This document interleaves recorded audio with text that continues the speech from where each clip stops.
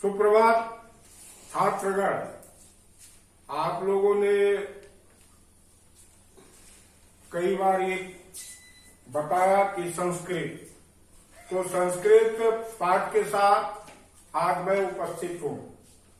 बाकी हिंदी जो पाठ हो गया है, मेरे ख्याल से 3 पाठ तक आप लोगों ने पढ़ लिया है। उसका पूरी तरह से गृह का हमें भेजे, दोबारा क्लास लगने पर उसको दोबारा हम नहीं बता पाएंगे।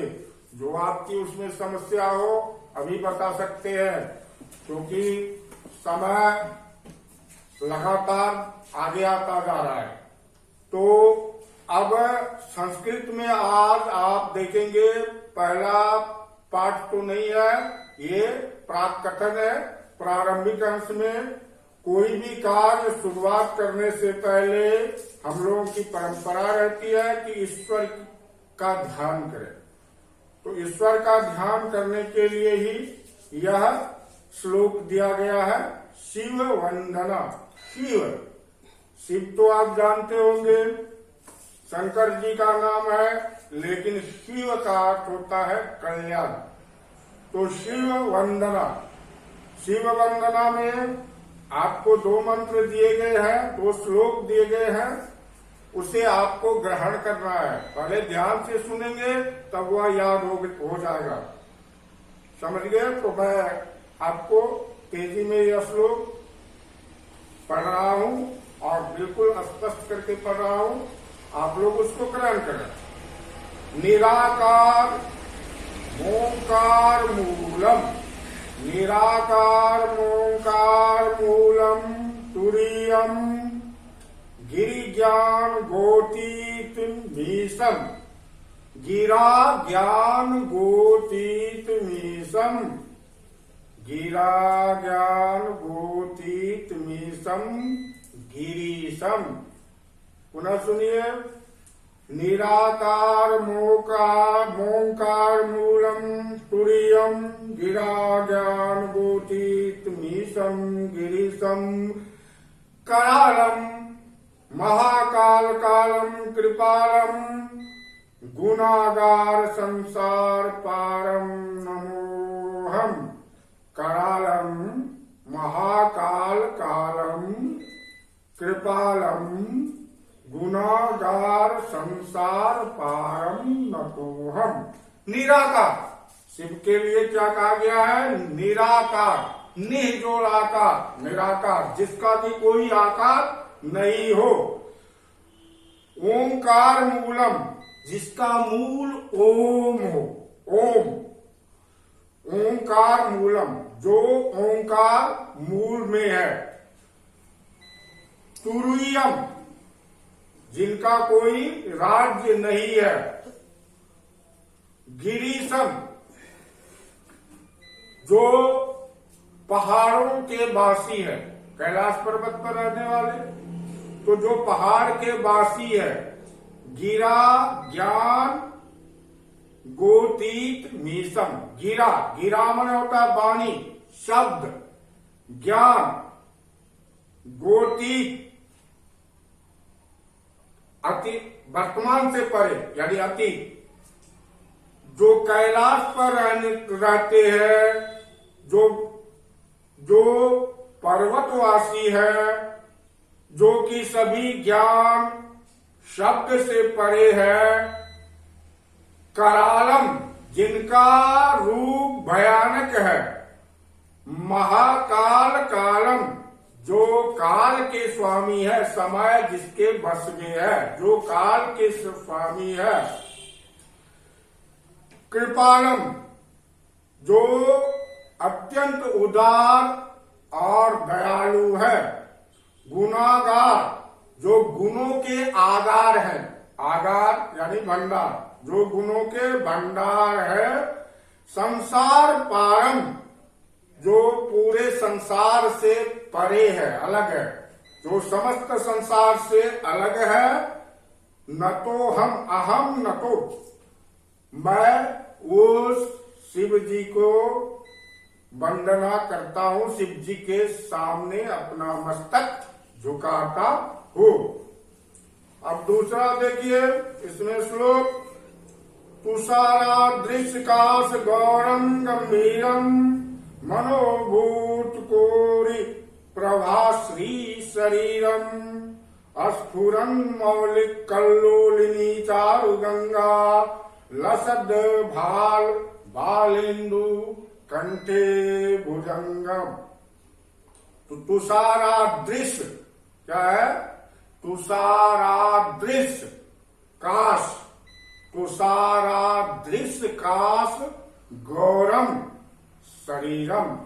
तुषारादृश्य, तुषार, तुषार का अर्थ होता है बर्फ, ठंडा, जो बर्फ के समान शीतल है। आकाश, आकाश मुंह को कहा जाता है आकाश गौरम, जिसका मुंह सुंदर है और जो गोर वर्ण के है, गोरे रंग के है। गंभीरम, जो गहन चिंतन में है। मनोभूत कोरि, जो सभी जीवों के मन में बसे हुए है।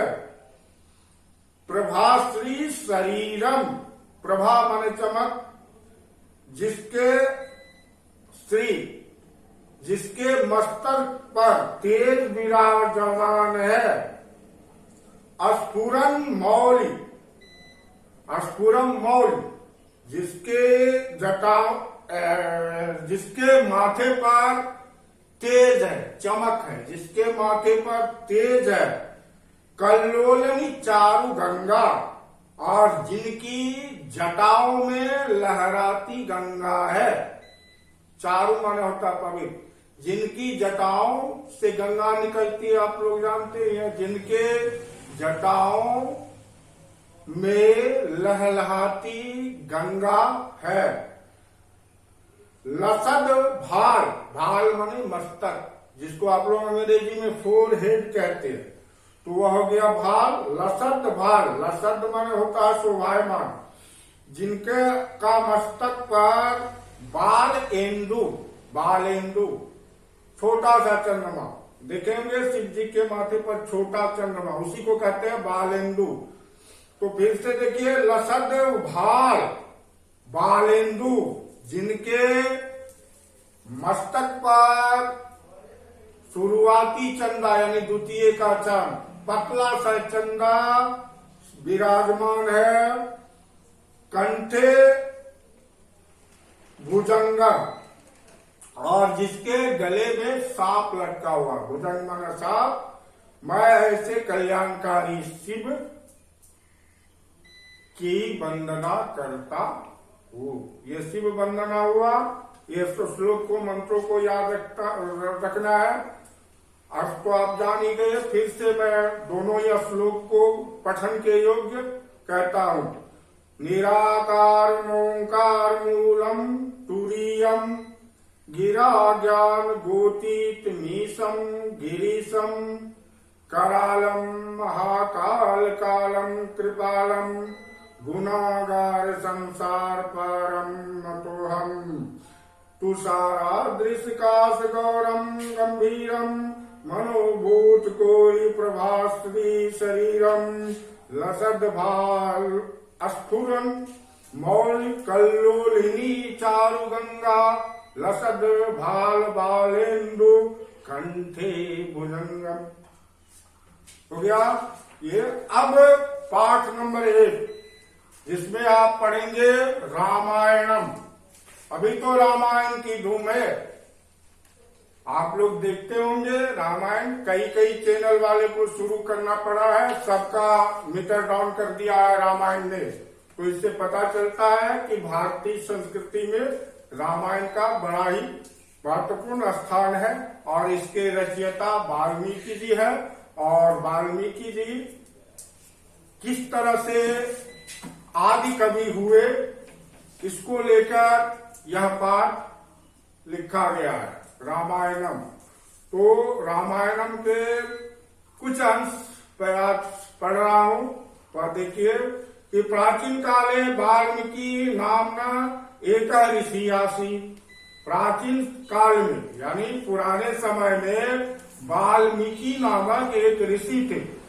एकदा स्वशिष्य सो तमसा नद्या तटे विहरति अस्मा।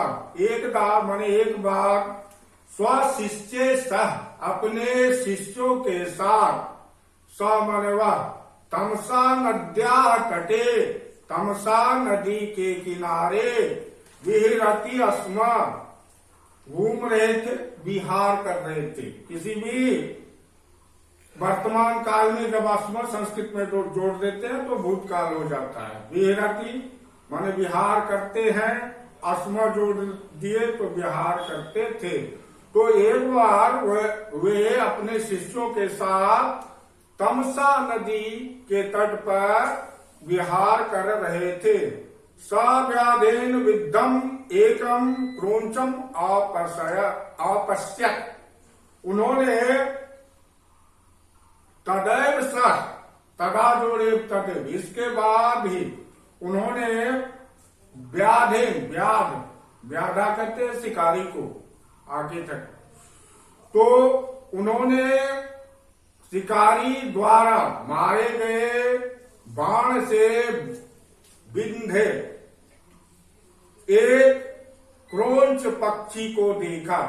जब महर्षि वाल्मीकि तमसा नदी के किनारे अपने शिष्यों के साथ घूम रहे थे तो उन्होंने देखा कि किसी शिकारी ने एक क्रोंच पक्षी को तीर से घायल कर दिया और वह पक्षी घायल होकर नीचे गिर पड़ा। क्रोंची उच्च रुदति स्म। वृक्ष पर जो क्रोंची पक्षी थी वह क्रोंच पक्षी को घायल देखकर बड़े करुण स्वर में जोर जोर से विलाप करने लगी थी, रोने लगी थी। तस्याः रोदनम श्रुत्वा ऋषि द्रवीभूत अभवत्। क्रोंची पक्षी के रोने के स्वर को सुनकर महर्षि वाल्मीकि द्रवीभूत हो गए। तस्य मुखात् अश्लोकोयम सहसा एव निर्गता। उसके मुंह से अचानक ही यह श्लोक फूट पड़ा। मां निषाद प्रतिष्ठां त्वं गम शाश्वती समा, यत् क्रोंच मिथुनादेकं बधौ काम मोहितम। तो ये कोई सामान्य सी पंक्ति नहीं है, यह संस्कृत साहित्य की पहली पंक्ति है, समझे। तो ऋषि के मुंह से यह श्लोक फूट पड़ा कि मां निषाद प्रतिष्ठाम त्वम अगम शाश्वती समा, जत क्रोंच मिथुनादेकं बधौ काम मोहितम। कि हे निषाद यानी कि हे शिकारी, तुम अनंत वर्षों तक प्रतिष्ठा नहीं प्राप्त कर पाओगे, क्योंकि तुमने एक दूसरे के प्रेम में संलिप्त एक क्रोंच पक्षी को मार डाला है। तो इस तरह से ये श्लोक जो है संस्कृत साहित्य का पहला श्लोक बन गया है। अब आपको करना है इस पर जो यहाँ शब्दार्थ आपके सामने है वो करना है, और श्लोक जो है जो शिव वंदना का हमने पढ़ा उसको याद कर लेना है, और फिर अगले पाठ में पूरा प्रश्नोत्तर सहित पढ़ लेंगे। आज के लिए बस इतना ही। धन्यवाद।